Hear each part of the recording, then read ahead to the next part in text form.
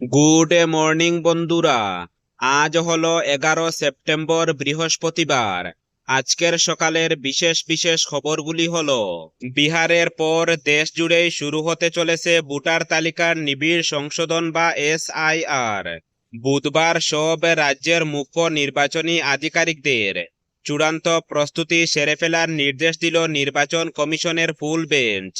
সূত্রের খবর, 30 সেপ্টেম্বরের মধ্যে সব রাজ্যের সিইওদের প্রস্তুতি সেরে ফেলতে বলা হয়েছে।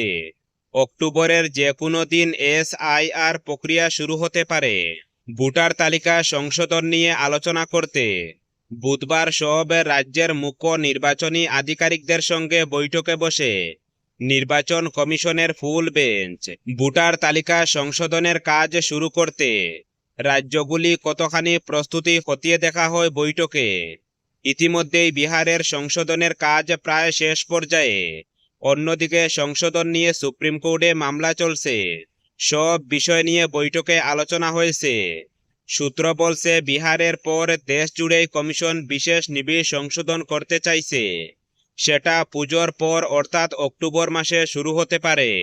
যদিও রাজ্যের শাসক দল স্পষ্ট করে দিয়েছে, কোনোভাবেই কোনো বৈধ ভোটারের নাম ভোটার তালিকা থেকে বাদ দেওয়া যাবে না। পরবর্তী খবরটি হলো, ইসলামী জুমুরি ইরানের দূতাবাস নয়াদিল্লি কর্তৃক আয়োজিত 26তম অল ইন্ডিয়া হিফজ ও কিরাত প্রতিযোগিতায় শ্রীভূমি জেলার নীলামবাজার কায়স্থগ্রামের সুসন্তান হজরত মৌলানা হাফিজ কারি শায়েখ হাবিবুল ওয়ারিস কাসিমি উল্লেখযোগ্য সাফল্য অর্জন করেছেন।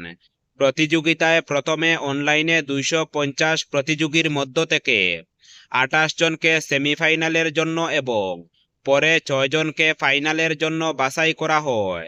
ফাইনাল পূর্বে গুজরাটের সলমান আহমদ প্রথম স্থান অর্জন করেন। দ্বিতীয় হন হাবিবুল ওয়ারিস কাসিমি। প্রতিযোগিতায় বিচারক ছিলেন ইরাক, ইরান ও ভারতের বিশিষ্ট মৌলানারা। ইরাক ও ইরান দূতাবাসের পক্ষ থেকে তাকে বিশেষ সম্মাননা প্রদান করা হয়।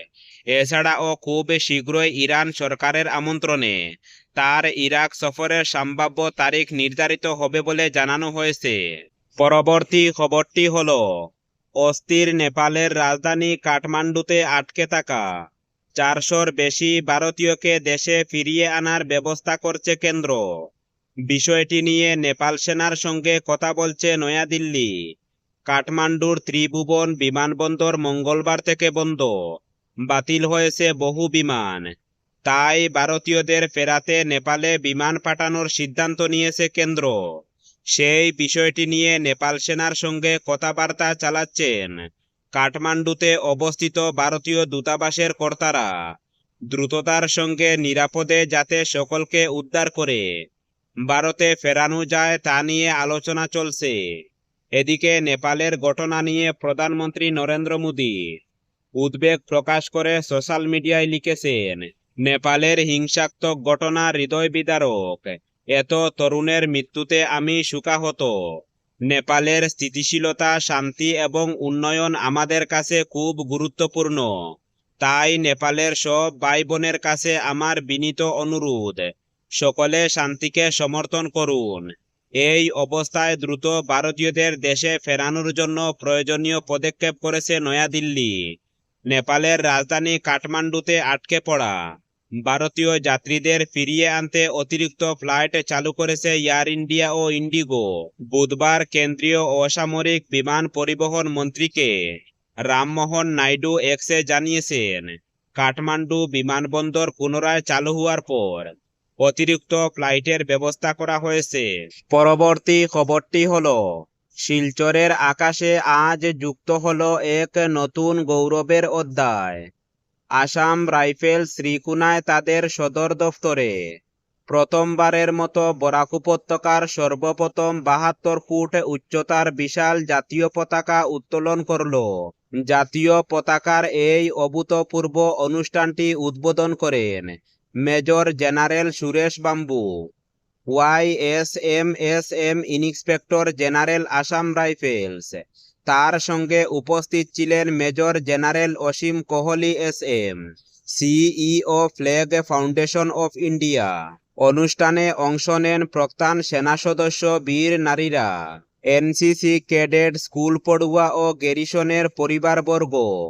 এক্ষেত্রে জাতীয় সঙ্গীত গেয়ে তারা এই ঐতিহাসিক মুহূর্তের সাক্ষী হন।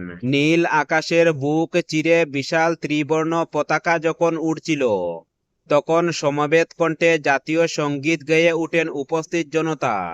এই বিশাল পতাকা উত্তোলনের মাধ্যমে যেন নতুন পরিচিতি পেল শিলচর শহর। এটি শুধু একটি পতাকা নয়, বরং উত্তর পূর্ব ভারতের প্রহরী আসাম রাইফেলসের প্রতি এক চিরস্থায়ী শ্রদ্ধার নিদর্শন হয়ে উঠল। পরবর্তী খবরটি হল, সমগ্র দেশের সঙ্গে সঙ্গতি রেখে শ্রীভূমি জেলায় ও 13 সেপ্টেম্বর জাতীয় লোক আদালত অনুষ্ঠিত হবে। শ্রীভূমি জেলা ও দায়রা জজ আদালত এবং মুখ্য ন্যায় দণ্ডাধীশ আদালত প্রাঙ্গণে এই লোক আদালত অনুষ্ঠিত হবে। এতে শ্রীভূমি জেলার বিভিন্ন আদালতে বিচারাধীন থাকা আপোষ মীমাংসাযোগ্য দেওয়ানি ও ফৌজিদারি মামলা ওই লোক আদালতে নিষ্পত্তি করা হবে। বিচারাধীন আপোষ মীমাংসাযোগ্য মামলার উভয় পক্ষকে লোক আদালতের মাধ্যমে মামলার নিষ্পত্তির সুযোগ নিতে শ্রীভূমি জেলা আইন সেবার কর্তৃপক্ষকে অনুরোধ জানানো হয়েছে। এছাড়া ওই লোক আদালতে বিচারাধীন মামলা ছাড়াও মামলা দাখিলের পূর্বে বিভিন্ন বিবাদের নিষ্পত্তি করা হয়। তাই সংশ্লিষ্ট সবাইকে লোক আদালতের এই সুবিধাও নিতে শ্রীভূমি জেলা আইন সেবা কর্তৃপক্ষকে অনুরোধ জানানো হয়েছে। পরবর্তী খবরটি হল, আগামী 14 অক্টোবর অগপ দলের 41তম প্রতিষ্ঠা দিবস।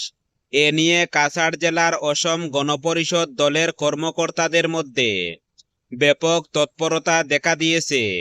প্রতিষ্ঠা দিবসে গুয়াহাটির খানাপাড়া ভেটেরিনারি খেলার মাঠে 8টি রাজনৈতিক দলের বিশাল সমাবেশের আয়োজন করা হচ্ছে। এই সমাবেশে বরাক উপত্যকা থেকে প্রায় 1000 কর্মী সমর্থক যোগ দেবেন। এবং সর্বশেষ খবরটি হল, শিলচরে এবছরের আসন্ন দুর্গাপূজায় একবার ব্যবহারযোগ্য প্লাস্টিক পরিহার করতে এবং প্রতিটি দুর্গাপূজা মণ্ডপে তরল ও কঠিন বর্জ্য নিক্ষেপের জন্য ডাস্টবিন রাখার নির্দেশ দেওয়া হয়েছে। শিলচর পৌর নিগমের আয়ুক্ত সৃষ্টি সিং আজ নিগমের সম্মেলন কক্ষে আয়োজিত দুর্গাপূজা প্রস্তুতি সভায় একথা বলেছেন। আজকের সভায় শ্রীমতী সিং উৎসবের মরশুমে জনসাধারণের মধ্যে স্বাস্থ্য সচেতনতা গড়ে তুলতে পূজা প্যান্ডেলগুলিকে পরিষ্কার পরিচ্ছন্নতা বজায় রাখার আহ্বান জানিয়েছেন।